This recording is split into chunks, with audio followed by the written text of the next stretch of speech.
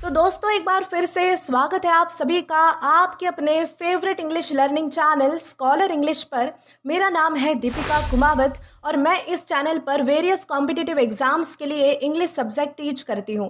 तो बेसिकली आज के इस वीडियो में हम डिस्कस करने जा रहे हैं एक बहुत ही शानदार और एक बहुत ही इंटरेस्टिंग शॉर्ट स्टोरी जिसका नाम है a hero bye R.K. Narayan. तो चलिए हमारी स्टोरी में आगे बढ़ने से पहले सबसे पहले हम हमारे राइटर के बारे में थोड़ी बहुत इंफॉर्मेशन देख लेते हैं। तो दोस्तों अगर बात की जाए हमारे राइटर के बारे में तो R.K. नारायण, इनका जो पूरा नाम है वो है रसीपुरम कृष्ण स्वामी नारायण स्वामी और इनका जो जन्म है वो 10 अक्टूबर 1906 मद्रास ब्रिटिश राज में हुआ था। दोस्तों वो एक इंडियन राइटर एंड नॉवलिस्ट थे जो कि साउथ इंडिया के एक फिक्शनल टाउन जिसे मालगुडी कहा जाता था उस पर आधारित राइटिंग्स के लिए बहुत ही फेमस भी थे। उनके कुछ फेमस वर्क्स है जैसे कि Swami and friends, the bachelor of arts, the English teacher, the vendor of sweets etcetera. और लास्टली उनकी जो डेथ है वो 13 मई 2001 चेन्नई तमिलनाडु इंडिया में हुई थी। तो दोस्तों ये तो हमने बात कर ली हमारे राइटर के बारे में। अब इसी के साथ हम आगे बढ़ेंगे और जानेंगे कि स्टोरी में हमारे कौन कौन से कैरेक्टर्स हैं, यानी कि हम कैरेक्टर्स की लिस्ट को भी डिस्कस कर लेंगे ताकि आपको पता चल जाए कि हम स्टोरी में किन कैरेक्टर्स के बारे में बात करने वाले हैं। तो चलिए आइए देखते हैं कि स्टोरी में कौन कौन से कैरेक्टर्स की बात की गई है। तो दोस्तों अगर बात की जाए स्टोरी के कैरेक्टर्स के बारे में तो अगर मेजर कैरेक्टर्स को देखा जाए तो हमारा सबसे पहला कैरेक्टर आता है स्वामी, जिसका नाम स्वामीनाथन भी है। दोस्तों ये स्टोरी का मेन कैरेक्टर है, यानी कि सेंट्रल कैरेक्टर है। ये एक छोटा सा लड़का है जो अंधेरे से बहुत ज़्यादा डरता है, लेकिन एक गलती की वजह से ये किसी चोर को पकड़ लेता है और हीरो बन जाता है। दोस्तों ये हमारा सेंट्रल कैरेक्टर है, आपको ये ध्यान रखना है, सारी स्टोरी इसी के आसपास घूमती है। देन इसके बाद हमारा सेकंड इंपॉर्टेंट कैरेक्टर आता है स्वामी के फादर, यानी कि स्वामी के पिताजी। दोस्तों ये जो स्वभाव में है थोड़े से सख्त है, ये चाहते हैं कि जो स्वामी है इनका बेटा वो थोड़ा बहादुर बने, थोड़ा कामयाब बने और उसे अकेले सोने का चैलेंज भी देते हैं। इसी के बाद हमारा अगला इंपॉर्टेंट कैरेक्टर आता है स्वामी की मदर, यानी कि स्वामी की माँ। दोस्तों ये थोड़ी दयालु है, प्रोटेक्टिव भी है, ये स्वामी को बहुत ज़्यादा सपोर्ट करती है और उसकी सेफ्टी को लेकर हमेशा बहुत ही ज़्यादा चिंतित रहती है। तो ये हमारा क्या है, तो ये भी हमारा एक मेजर यानी कि इम्पॉर्टेंट कैरेक्टर है। और दोस्तों इसके बाद हमारा सबसे अगला इंपॉर्टेंट कैरेक्टर आता है स्वामी की दादी, यानी कि ग्रैनी। दोस्तों स्वामी जो है वो हमेशा उनके पास होता है, यानी कि अपनी दादी के पास होता है। दादी जो है वो स्वामी को कहानियाँ सुनाती है और उसे बहुत ही ज़्यादा प्यार करती है। तो दोस्तों ये जो चार है हमारे, ये सबसे इंपॉर्टेंट कैरेक्टर्स है, ये हमारी स्टोरी में बार बार हमें दिखाए गए हैं। लेकिन इसके अलावा हमारी स्टोरी में और भी कुछ माइनर कैरेक्टर्स भी है, जैसे कि पुलिस इंस्पेक्टर है, कुक है यानी कि रसोइया, सर्वेंट है यानी कि नौकर है, बर्गलर है यानी कि एक चोर का भी जिक्र इसमें है, मनी है जो कि हमारे स्वामी का फ्रेंड है, मुनसमी और उसके फादर भी है जो अगेन उसके स्वामी के फ्रेंड्स एंड उसके फादर है, हेडमास्टर है, टीचर है। इस तरीके से हमारी स्टोरी में बहुत सारे माइनर कैरेक्टर्स भी है जो कि हम स्टोरी को पढ़ते वक्त डिस्कस कर ही लेंगे। लेकिन बस आपको इतना ध्यान रखना है कि सबसे इंपॉर्टेंट कैरेक्टर इसमें है स्वामी और इसी के आसपास पूरी स्टोरी जो है वो घूमती है। तो चलिए इसी के साथ हम आगे बढ़ते हैं और हमारी स्टोरी को पढ़ना शुरू करते हैं। तो दोस्तों हमारी कहानी की शुरुआत कुछ ऐसे होती है कि स्वामी के लिए अचानक सब कुछ बदल गया था। उसके पिताजी हॉल की लाइट के नीचे बैठकर न्यूज़पेपर पढ़ रहे थे और उन्होंने स्वामी को बुलाकर कहा कि एक खबर सुनो। खबर में लिखा था कि एक गांव का लड़का जब जंगल के रास्ते से घर लौट रहा था तब उसका सामना अचानक एक शेर से हो गया। आगे उस पैराग्राफ में बताया गया था कि उस लड़के ने शेर से काफ़ी हिम्मत से टक्कर ली और अपनी जान बचाने के लिए तुरंत एक पेड़ पर चढ़ गया। जब तक वहां से कोई लोग नहीं गुजरे उस शेर को मारने के लिए, तब तक वो लड़का आधे दिन तक उस पेड़ पर ही छुपा रहा। अब क्या होता है कि ये पूरी खबर पढ़ने के बाद पिताजी ने सीधा स्वामी की तरफ देखा और उससे पूछा कि तुम इस बारे में क्या सोचते हो, मतलब क्या तुम्हें लगता है कि वो जो लड़का शेर से लड़ा होगा क्या वो बहादुर था या फिर नहीं, तुम इस पर क्या कहना चाहोगे। तो दोस्तों इसी बात पर स्वामी कहता है कि मुझे तो लगता है कि जो लड़का शेर से लड़ा होगा वो ज़रूर कोई बहुत ही ताकतवर और बड़ा आदमी होगा, बिल्कुल छोटा बच्चा तो नहीं हो सकता, क्योंकि मेरे हिसाब से एक छोटा लड़का शेर से नहीं लड़ सकता है। दोस्तों इसी बात पर पिताजी जो है वो थोड़ा मजाक उड़ाते हुए कहते हैं कि क्या तुम्हें लगता है कि तुम न्यूज़पेपर से ज़्यादा समझदार हो। फिर वो समझाते हैं कि सिर्फ शारीरिक ताकत से कुछ नहीं होता है, कोई आदमी हाथी जैसा ताकतवर होकर भी डरपोक हो सकता है और वहीं अगर कोई बहुत ही कमज़ोर है और अगर उसमें हिम्मत है तो वो कुछ भी कर सकता है। इसलिए असली चीज़ हिम्मत होती है, उम्र और ताकत इतनी ज़रूरी नहीं होती। अब दोस्तों स्वामी जो है वो उनकी बात से बिल्कुल भी सहमत नहीं होता है और पूछता है कि ये कैसे हो सकता है। अगर मेरे पास बहुत ज़्यादा हिम्मत भी है और शेर मुझ पर हमला कर दे तो मैं क्या ही कर पाऊंगा। तब पिताजी उससे कहते हैं कि ताकत की बात छोड़ो, पहले ये साबित करो कि तुम्हारे अंदर सच में हिम्मत है या फिर नहीं। और इसके लिए मैं तुम्हें चैलेंज देता हूँ कि आज रात तुम मेरे ऑफिस वाले कमरे में अकेले सोकर दिखाओगे। अब दोस्तों इसके बाद क्या हुआ कि स्वामी को जो है वो पिताजी की बात सुनकर बहुत ही ज़्यादा डर लग गया और उसे लगा कि ये जो बात है वो बहुत ही ज़्यादा डरावनी है। दोस्तों स्वामी जो है वो हमेशा से अपनी दादी के पास वरांडा में सोता आया है और अगर उसके सोने की जगह में थोड़ा सा भी बदलाव हो जाता था तो वो पूरी रात कांपता रहता था और उसे बिल्कुल भी नींद नहीं आती थी। अब दोस्तों पिताजी की बात सुनकर उसे लगा कि शायद पिताजी मजाक कर रहे हैं और उसने बात को बदलने के लिए पिताजी को हाँ कह दिया कि मैं अकेला सो सकता हूँ। अब दोस्तों उसने टॉपिक बदलने के लिए बहुत ही एनर्जी दिखाते हुए क्रिकेट क्लब की बात शुरू कर दी और कहा कि अब हम अपने क्रिकेट क्लब में बड़े लोगों को भी शामिल करने वाले हैं। हम नए बैट और बॉल खरीद रहे हैं और हमारे कैप्टन ने मुझे आपसे ये सारी बातें बताने के लिए कही है। दोस्तों ये सब बातें करके स्वामी ट्राई कर रहा था कि पिताजी किसी तरह रात को अकेला सोने वाली बात को भूल जाए। लेकिन दोस्तों पिताजी स्वामी की बात को बीच में ही रोक देते हैं और कहते हैं कि क्रिकेट की बात हम बाद में करेंगे, लेकिन अब तुम्हें आज से अकेला ही सोना पड़ेगा। तब स्वामी समझ जाता है कि अब ये जो बात है वो उसके हाथ से निकल चुकी है, क्योंकि पहले ये सिर्फ एक चैलेंज था लेकिन अब सीधा ऑर्डर बन गया है। और वो जानता था कि ऐसे समय पर पिताजी अपनी बात से कभी भी पीछे नहीं हटते। डर के मारे स्वामी कहता है कि मैं अगले महीने से सो जाऊंगा अकेला, अभी जाने दीजिए। लेकिन पिताजी तुरंत मना कर देते हैं और कहते हैं कि नहीं, ये अभी से करना होगा। पिताजी स्वामी से कहते हैं कि दादी या फिर माँ के पास एक छोटे बच्चे की तरह सोना बहुत ही शर्म की बात है। अब तुम सेकंड क्लास में आ चुके हो और मुझे तुम्हारी ये जो परवरिश का तरीका है ना वो बिल्कुल भी पसंद नहीं आ रहा। ये कहते हुए वो अपनी पत्नी की तरफ देखते हैं जो कि पालने को हिला रही होती है। उनकी पत्नी पूछती है कि आप ये सारी बातें कहते वक्त मेरी तरफ क्यों देख रहे हैं, मुझे तो इस लड़के के बारे में ज़्यादा कुछ पता भी नहीं है।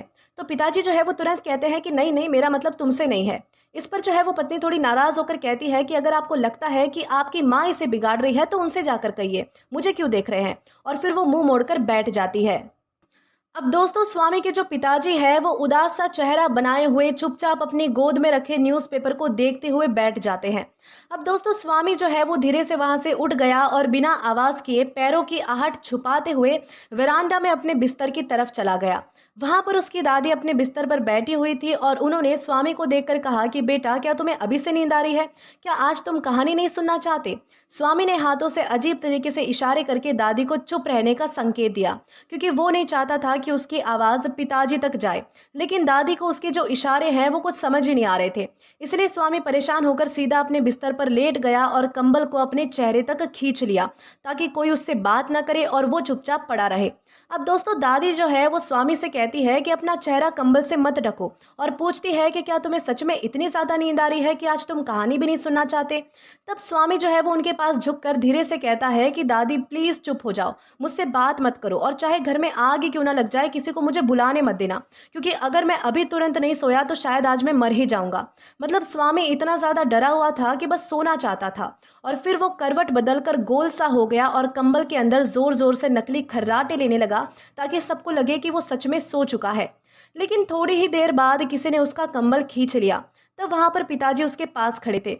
हॉल से आ रही हल्की सी रोशनी वरांडा में पड़ रही थी और उस आधे अंधेरे में पिताजी किसी भूत की तरह लग रहे थे। अब दोस्तों ऐसे इसमें स्वामी ऐसी आवाज़ें निकाल रहा था जैसे कि वो बहुत ही ज़्यादा गहरी नींद में है और उसे पता ही नहीं है कि उसके आसपास क्या हो रहा है। लेकिन पिताजी फिर से कहते हैं कि स्वामी उठ जाओ और दादी बीच में बोल पड़ती है कि तुम इसे क्यों परेशान कर रहे हो, इसे सोने दो। इस बार पिताजी चौथी बार स्वामी को उठने के लिए कहते हैं और इस बार स्वामी मजबूरी में उठ ही जाता है। पिताजी उसका बिस्तर लपेट कर अपने बाजू के नीचे रख लेते हैं और उसे अपने साथ चलने को कहते हैं।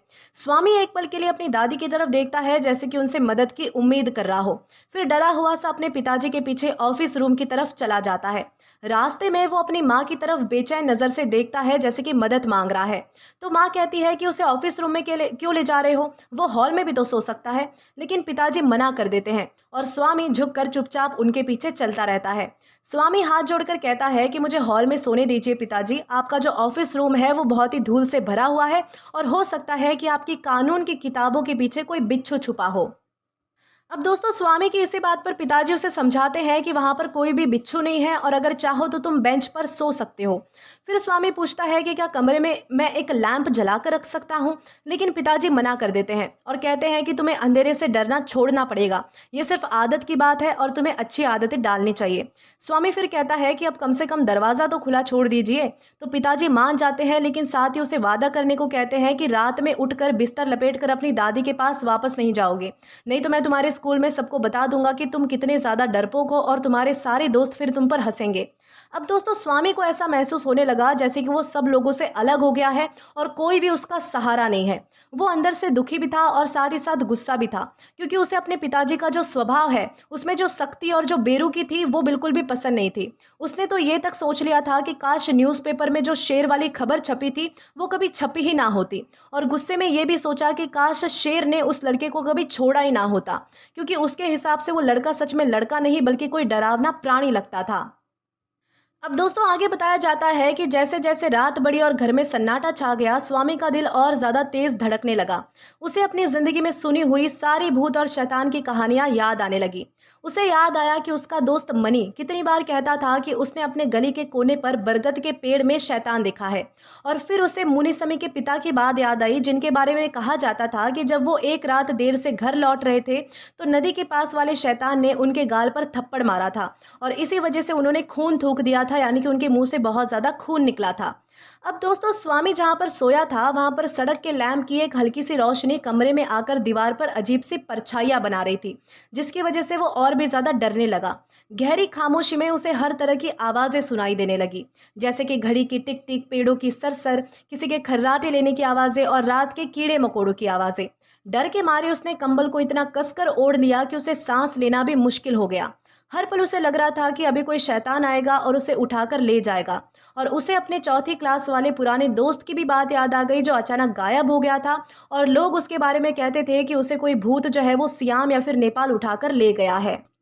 अब दोस्तों आगे बताया जाता है कि स्वामी जल्दी से उठकर अपना बिस्तर बेंच के नीचे बिछा देता है और खुद वहां पर दुबक कर बैठ जाता है, क्योंकि उसे लगता है कि ये जो जगह है वो ज़्यादा सुरक्षित है और थोड़ी छोटी होने की वजह से ज़्यादा ठीक भी है।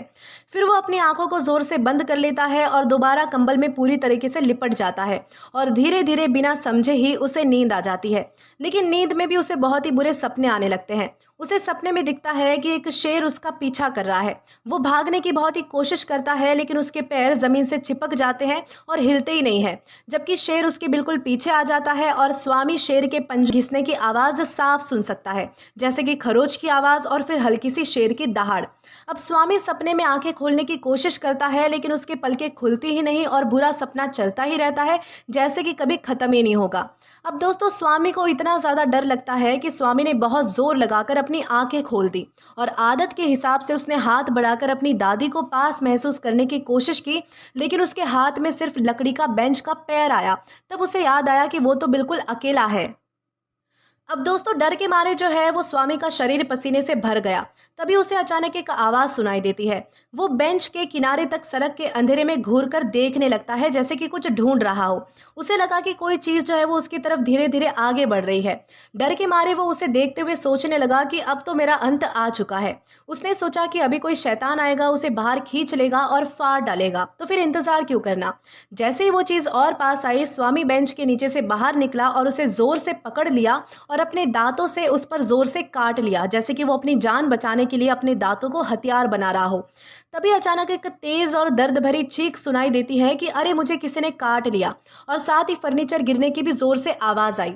अगले ही पल पिताजी, रसोईया और एक नौकर रोशनी लेकर कमरे में दौड़ते हुए आ गए।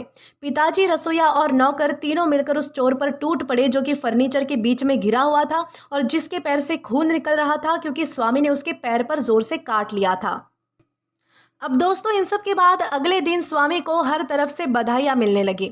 उसके क्लासमेट उसे इज्जत भरी नज़रों से देखने लगे और टीचर ने भी उसकी पीठ थपथपाई। हेडमास्टर ने कहा कि वो एक सच्चा स्काउट है। दरअसल स्वामी ने गलती से ही सही, लेकिन डिस्ट्रिक्ट के एक मशहूर घर में चोरी करने वाले चोर को पकड़ने में मदद की थी, इसलिए पुलिस भी उसकी शुक्रगुजार थी। इंस्पेक्टर ने मजाक में स्वामी से पूछा कि बड़े होकर पुलिस में क्यों नहीं आते, यानी कि पुलिस क्यों नहीं ज्वाइन करते। स्वामी ने सिर्फ तमीज़ के लिए हाँ कह दिया, लेकिन अंदर ही अंदर उसने तय कर लिया था कि वो बड़ा होकर इंजन ड्राइवर, रेलवे गार्ड या फिर बस कंडक्टर ही बनेगा। उस रात जब पिताजी क्लब से घर लौट कर आए तो उन्होंने पूछा कि स्वामी कहाँ पर है, तो जवाब मिला वो सो चुका है। इसी बात पर पिताजी हैरान होकर पूछते हैं कि क्या वो इतनी जल्दी सो गया है। तब माँ जो है वो पिताजी को बताती है कि वो कल रात बिल्कुल भी नहीं सोया था, इसलिए आज वो जल्दी ही सो गया। पिताजी फिर पूछते हैं कि वो कहाँ पर सो रहा है। माँ आराम से कहती है कि वो अपनी पुरानी जगह पर यानी कि दादी के पास सो रहा है और वो 7:30 बजे से ही सो गया था। ये सुनकर जी कहते हैं कि फिर से दादी के पास सो रहा है, इसलिए शायद मैं घर लौटने से पहले ही सो गया। कितना चालाक लड़का है ये। इस पर माँ को गुस्सा आ जाता है और वो कहती है कि उसे जहां पर सोना है सोने दीजिए, आपको उसकी जान फिर से खतरे में डालने की कोई जरूरत नहीं है।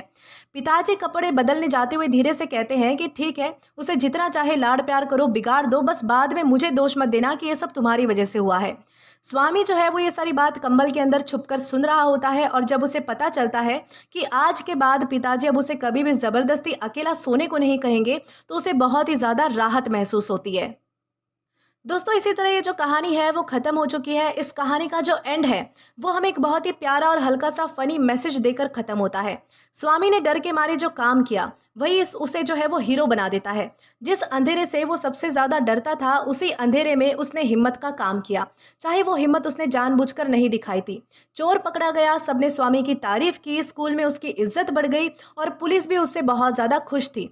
लेकिन सबसे बड़ी बात तो ये है कि उसके पिताजी ने उसे दोबारा जबरदस्ती अकेला सोने के लिए कभी भी मजबूर नहीं किया। स्वामी चुपचाप कंबल के अंदर ये सब सुनकर चैन की सांस लेता है और महसूस करता है कि अब उसे फिर से अंधेरे में अकेला सोना नहीं पड़ेगा।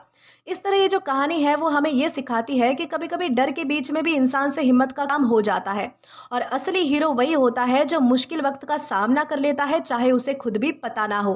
तो इस तरीके से इस कहानी में हमें समझाया गया था। आशा करती हूँ कि आपको ये जो कहानी है वो समझ आई हो और अच्छे से मतलब कि पसंद भी आई हो। तो दोस्तों, आज के लिए बस इतना ही। अगर आपने अभी तक हमारा टेलीग्राम चैनल ज्वाइन नहीं किया है तो टेलीग्राम पर English with Deepika Kumawat search करके या फिर डिस्क्रिप्शन में दिए गए लिंक के थ्रू, साथ ही साथ अभी जो आपको आपके स्क्रीन पर QR कोड दिख रहा है वहां से भी आप हमारा टेलीग्राम चैनल ज्वाइन कर सकते हैं, या फिर जो कमेंट बॉक्स है वहां पर जो पिन कमेंट है वहां से भी डायरेक्टली आप हमारा टेलीग्राम चैनल ज्वाइन कर सकते हैं, ताकि आप कभी भी किसी भी नए आने वाली वीडियोस को लेकर कोई भी अपडेट्स को मिस ना करें। और दोस्तों, अगर आपको आज का ये वीडियो पसंद आया है या फिर हेल्पफुल लगा है तो do like this video, subscribe the channel and share as much as you can. और अगर आपने इससे पहले वाली वीडियोस नहीं देखे हैं तो यहाँ पर मैंने एक प्लेलिस्ट प्रोवाइड कर दी है, जहाँ पर आप क्लिक करके वो सभी पहले वाली वीडियोस भी देख सकते हैं और एक्सप्लोर कर सकते हैं। Till then keep learning. Thank you.